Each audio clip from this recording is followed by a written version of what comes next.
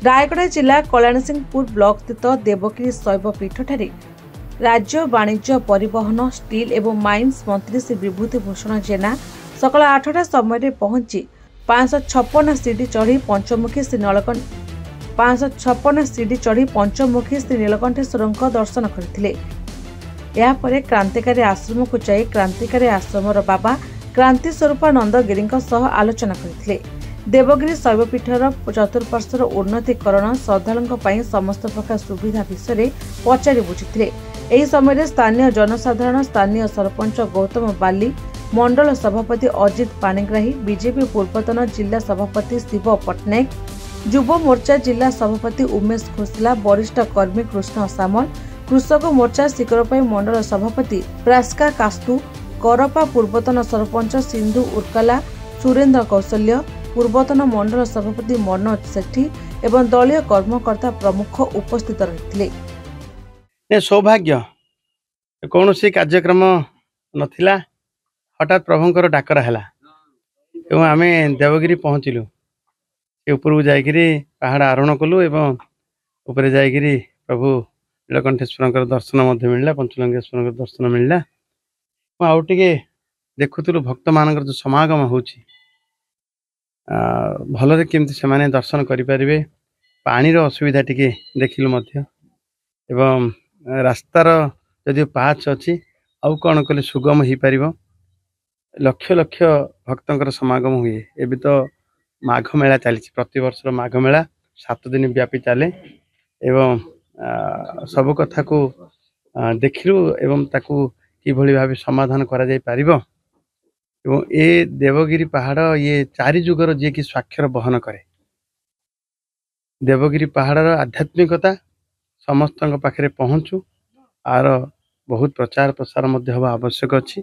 एभलिया पवित्र क्षेत्र समस्त को आकर्षण कला भाया सामर्थ्य भी रखे। तेणु आ कार्य लगिवार सौभाग्य बोधे आमको मिले।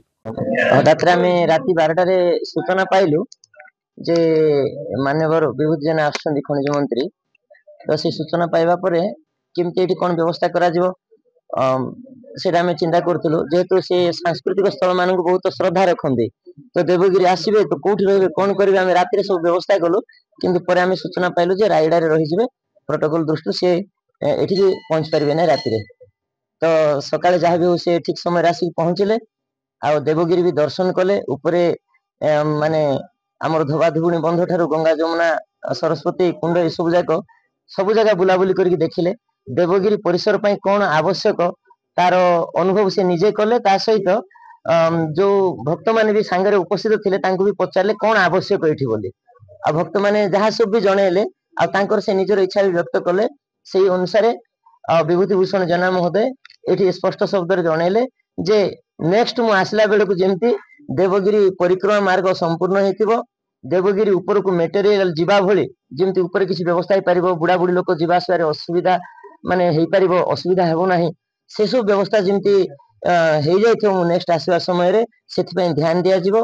ता सहित एठारे जो गौशालाटी आम रायगड़ार प्रथम गौशाला तैयारी होची, निर्माण काम चली वर्तमान। से गौशाला किपरि प्रशिक्षण दिया जिवो, लोक माने जेमती प्रत्येक गाँव लोक आसिक प्रशिक्षण नहीं पारिबे।